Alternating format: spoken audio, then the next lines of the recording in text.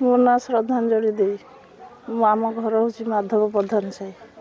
आम सका उठिला बेलू देखला बेलू आम ये घर पूरा हुतुतु जलुची घरे मो पुओ शोला मो पुओ को आग डाक पदा को बाहर कर सारा बेलू से घरे निआ सब गली पड़े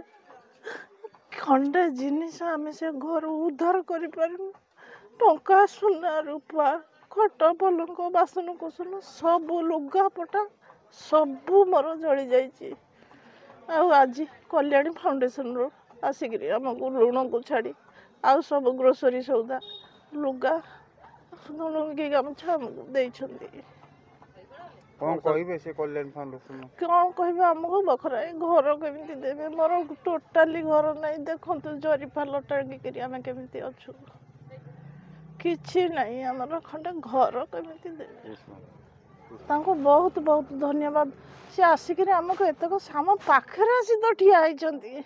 आम पाखे ठिया आमको एत जिनिस देइछंती तांको बहुत बहुत बहुत बहुत माने धन्यवाद मु दउची तांको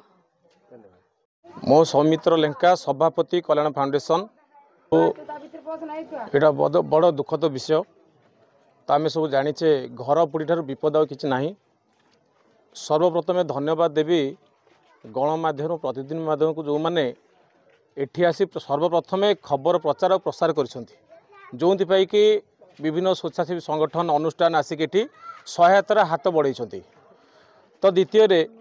एवं धन्यवाद देवी जो मैंने आसी एठी सहायता प्रदान कर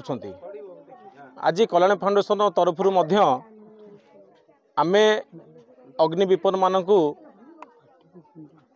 चावल ठारू नहीं डाली अटा विभिन्न प्रकार सब लुण को छाड़ी ग्रोसरी आइटम बोधे सबू पिंधिबा साड़ी लुंगी गामछा जहाँ जहाँ रिक्वायरमेंट